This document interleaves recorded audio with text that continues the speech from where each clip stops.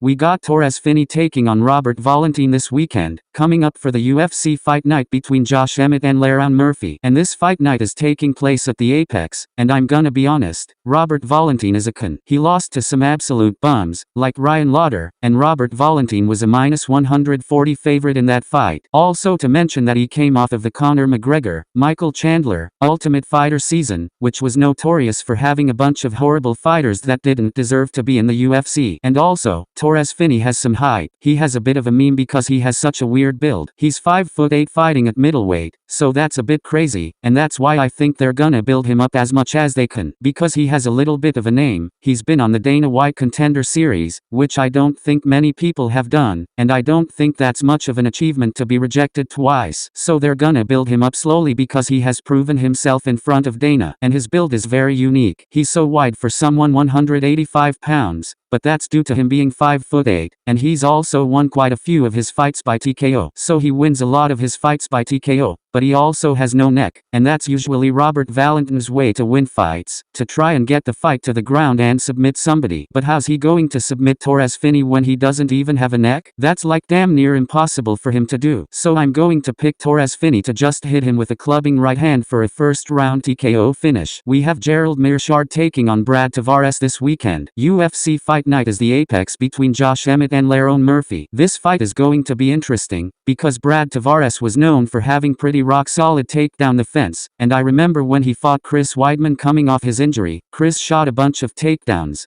but couldn't get anything going. And Gerald Meerschaert is typically a pretty horrible fighter on the feet, not much stand-up ability, and he's known for having excellent jiu-jitsu, but not good wrestling. So it's gonna be interesting to see if you can bring the fight to the ground like we saw when Gerald Meerschaert took on Emmett Shabazian, who's considered a pretty good stand-up striker, and he was smoking Gerald on the feet. He dropped him with a body shot, but when Emmett Shabazian went to the ground, it ended up being his demise, because he got submitted after getting reversed. Brad Tavares, however, I believe it's coming off a loss if I'm not mistaken, against somebody I forget who, but he's looking a bit washed to him. Bruno Silva, those are the type of middleweights they're looking to clean these days, and they're not as good as they used to be. Brad Tavares also lost to Adesanya back in the day, even though he lost.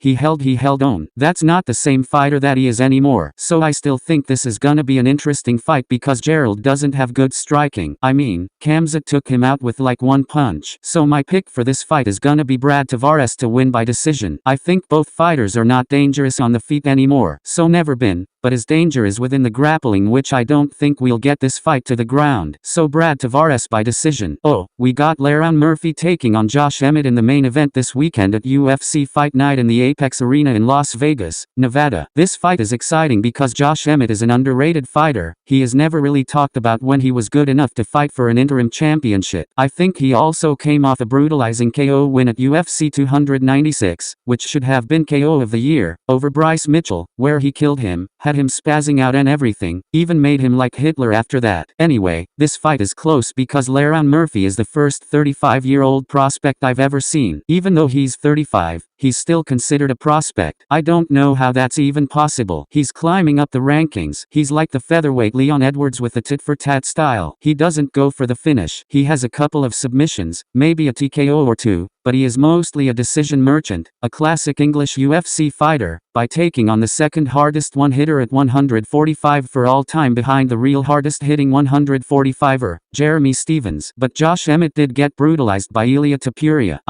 He lost 50-43, 50-43, and 50-42. It's gonna be tough for Josh, to get through the range because he's only 5'6". He's like Volk, but he has a very tough, wide guy. Murphy is much taller, a lengthier striker. This is gonna be hard for Josh Emmett to get in there and lay in that big, meaty hook. If he does that one punch, he can put his lights out. But my prediction for this fight is for Murphy. If he stays on the outside, just slowly tear down Josh Emmett and win this fight by decision.